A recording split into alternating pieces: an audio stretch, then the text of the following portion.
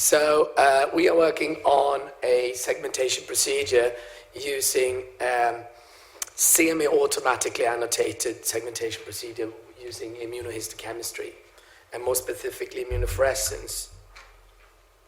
So in a collaboration with the Human Protein Atlas at the Uppsala University, we have established a protocol to do what we call master annotation, meaning that we are multiplexing immunofluorescence biomarkers on the same tissue that we then consecutively stain with H&E. So we're not primarily using consecutive slides, we're using the same slide, and that's the difference.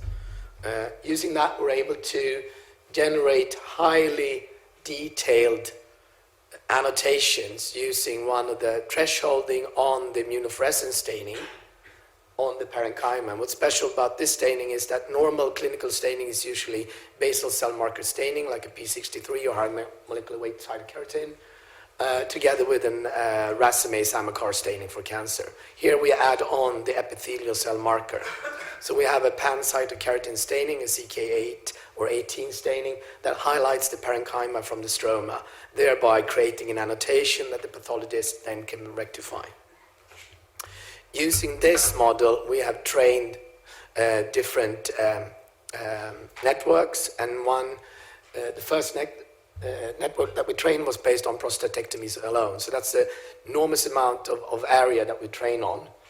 And then we train that on 1 micron per pixel, and we then retrain that on a new resolution. And then we, since we are developing a product that aim to do these annotations on core biopsies, we also started training on the core biopsies. Much less area, of course, but more relevant from a clinical perspective.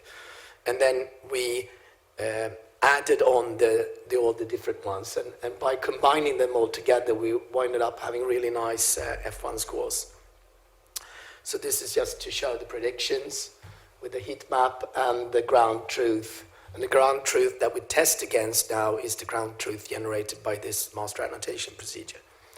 And then we took this to 3 pathologists, and our aim was then to have a prediction that was on par with any of the 3 pathologists, and we were able to generate an F1 score of 0.8 actually in the model. That's really what we're presenting at the poster. The framework is presented in a paper recently accepted by MIDL, so you can find that. And you can come by the booth and look at the demo version of this pilot study. Thank you. Do you have a question? Anyone? Yes, please. Thanks for an interesting presentation. I'm just curious about the scale of the training data that you generate now, since you have this semi-automated procedure. Yeah. I guess the whole idea is, right, to overcome the burden of doing manual annotations. Yeah, so do you have more tissue for me? So, no, this is a pilot study, and the scale is that we were starting out some years ago annotating manually prostatectomies, and it just took too much time, because the level of detail that we wanted to generate in our training data was too high. So therefore we decided to do this approach. And that also means that still we want to rectify the annotations generated by the system by pathologists. And I think it's a good quality control within the system. So even the trained segmentation that we're using is rectified by pathologists. You could, of course, envision that you generate an AI-based auto-annotation that never, unless we test it, is seen by a pathologist. But we're not really there yet. We have to think about that from a regulatory point of view also. okay. Yeah. Any indication about the cost per slide to do this type of staining? That's probably something we are discussing, but I don't know that exact now. Come by the booth and ask Lena. Okay, thanks. Yes. Any other questions? We have time for another question. Yes, in the back, please.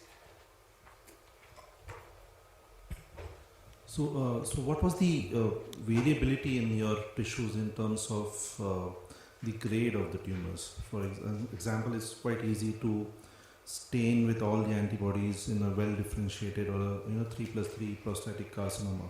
But as the grade increases, becomes 4 and 5, the Yes. cytokeratin expression goes down. Did you have enough representation from? So it was actually a challenge when you have high-grade cancers, and we have a fairly nice distribution. So we are aiming for a total data set of about even distribution of different grade groups, including benign tissue. What you do see in highly advanced cancer is actually that they lose the racemase in some cases. And I think that's really the beauty of our pan-cytokeratin staining, is that we're able to highlight the parenchyma even when it's dispersed out in the stroma. So even few adenocarcinomas that would have downregulated the racemase, the Amicar, and it doesn't have any basal cells or anything, will still be highlighted by the cytokeratin 8 staining.